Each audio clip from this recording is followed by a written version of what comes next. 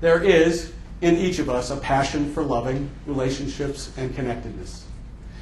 We long for the warmth of a genuine hug, and we desire the world's acceptance. Yet there is in each of us love enough to heal a world greater than we know. See yourself, even for a moment, as the perfect and wonderful light that you are. Feel yourself as sufficient, as the fulfillment of everything nature intended for you. Now, linger in those visions and feelings, paying attention to when they drift away. And when they do, bring them back again and again, any way you can, forever. Do that for yourself. That's powerful, personal meditation. And I just hope you don't mind me sharing something that I wrote just for this, but if he can write poems and share them with people in a business audience, so can I.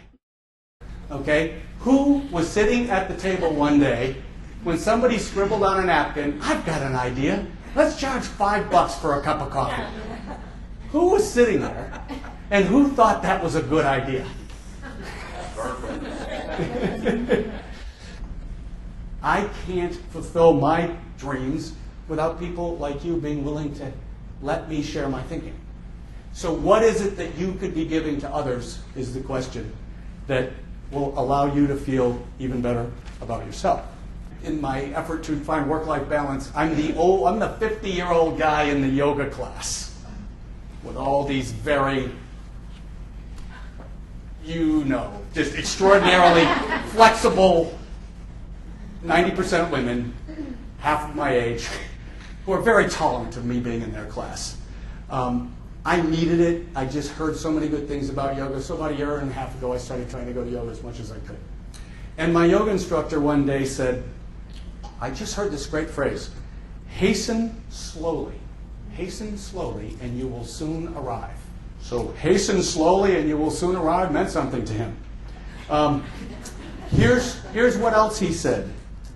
Dwell alone and you will find a friend.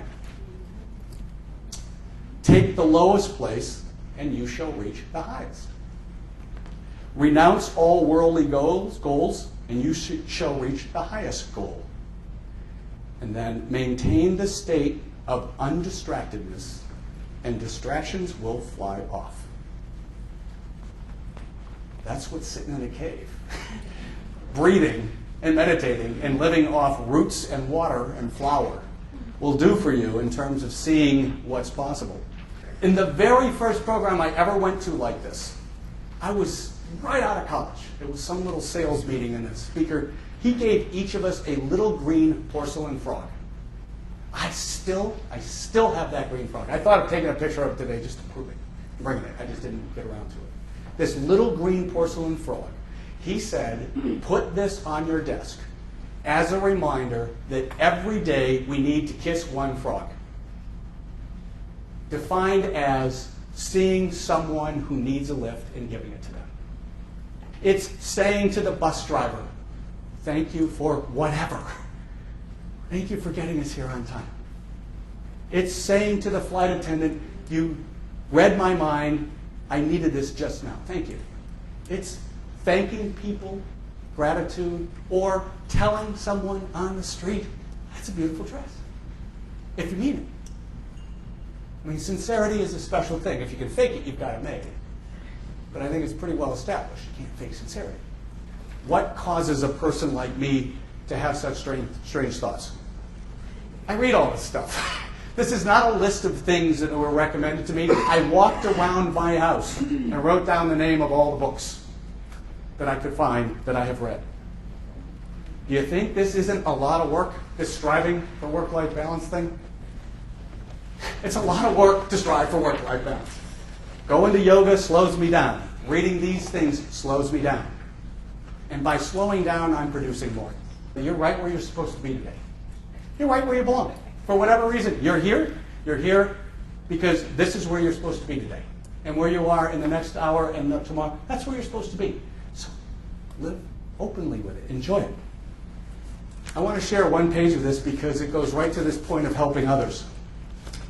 In a program I did at a law firm, one of the coolest things a firm ever did, they shut their entire firm down for a morning from 8:30 to 10.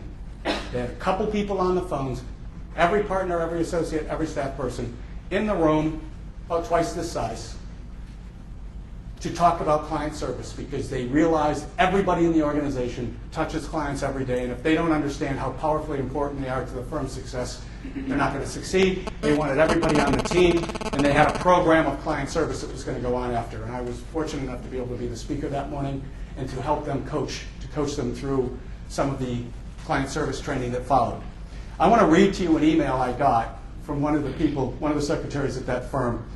On behalf of several of the partners' secretaries here at the firm who have asked me to email you, I want to say thank you. The change in the way we are being treated is such an encouragement. I think we all understand that this profession can be very stressful, and how we handle that stress and communicate with each other makes a tremendous difference. The discussion among us has been, quote, "Have you noticed how nice so-and-so is being? It's wonderful," close quote. In fact, we drank a toast to one of the partners in particular whose dramatic change has been visible to many. It is as if someone has opened the shades and the light has come into the room. Thank you, thank you, thank you. Signed, Carol. Whew. If I could get one of those a week, I would lower my rates. Because I'd even do some for free.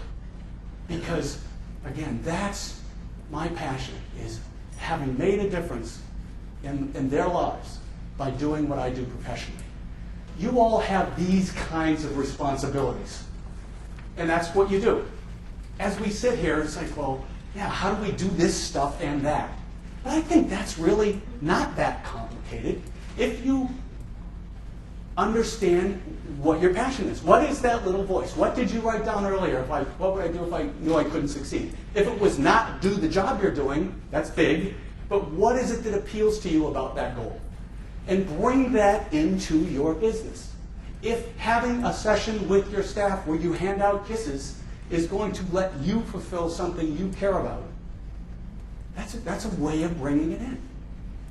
One firm I know does adoption support.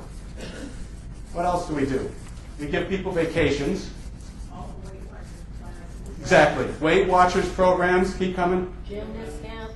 I'm sorry, gym, yep, gym memberships, keep coming. Health benefits. Community service on work time. Fabulous. Yeah, okay, this is good. Community service on work time, keep coming. Health benefits. Good health benefits. What else? EAP. I have that. I'm going to check my list because not that I didn't think you knew. Flex time I've got here. Right? Some are doing that. EAP. What else? Job sharing. Job sharing. I'll put that up. Yep. Telecommuting. Okay, here we go.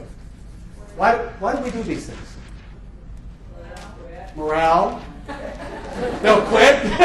Keep people from quitting. Why do we do them? Retention, recruiting, Job satisfaction. morale, having a happy workforce. Do you get good people and they stay and they like what's going on? What tends to happen to the business? Healthy. Healthy. Think about this. You're in charge of these programs at your firms. So you obviously, sabbaticals are on here. You get it. You get the importance of these things.